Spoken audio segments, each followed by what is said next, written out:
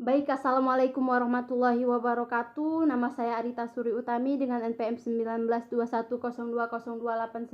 Di sini saya akan sedikit mempresentasikan kembali mata kuliah Hukum Filsafat Islam dengan tema yang berbeda, yaitu kaidah-kaidah hukum Islam. Baik.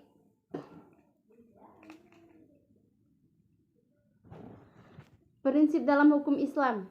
Kata prinsip berarti asas, yakni kebenaran yang menjadi pokok dasar orang berpikir, bertindak, dan sebagainya. Adapun yang dimaksud dengan prinsip-prinsip hukum Islam ialah cita-cita yang menjadi pokok dasar dan landasan atau tumpuan hukum Islam. Adapun prinsip-prinsip dalam hukum Islam itu antara lain: 1. Meniadakan kesempitan dan kesukaran. Contoh, orang-orang yang sedang berpergian, sakit, dan dalam keadaan hamil atau menyusui boleh tidak berpuasa. Yang kedua, sedikit pembebanan. Prinsip ini mengisyaratkan bahwa pembebanan syariat atas manusia memang ada, akan tetapi syarat yang diturunkan atau dibebankan itu diterima apa adanya, tanpa mempermasalahkan atau mempertanyakan yang dapat menimbulkan kesukaran dan pemberatan atas pundak mukallaf terhadap kewajiban agama yang diembannya. Prinsip ini dilandasi oleh firman Allah dalam surat Al-Maidah ayat 101.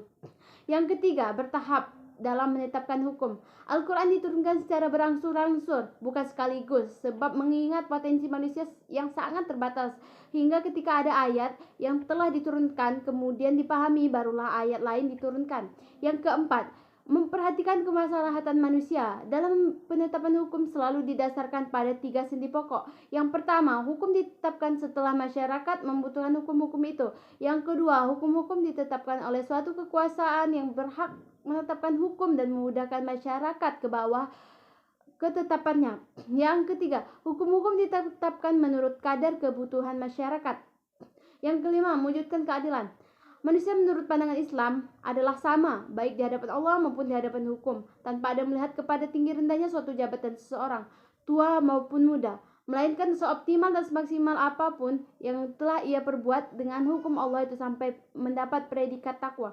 Kaidah dalam hukum Islam. Kata kaidah secara etimologi berarti asas. Adapun menurut As-Suyuti dalam kitab Al-Ashbah wan An-Najir bahwa kaidah adalah hukum yang bersifat kulli atau menyeluruh atau general law yang meliputi semua bagian. Macam-macam kaidah hukum Islam, yaitu 1. Kaidah asasiyah. Segala sesuatu atau perbuatan tergantung pada tujuannya. Adapun kebiasaan itu dapat ditetapkan sebagai hukum. Ketiga, kemudaratan itu harus dihilangkan. Yang keempat, yang sudah diyakini tidak dapat dihapus oleh keraguan-raguan. Yang kelima, kesukaran itu mendatangkan kemudahan.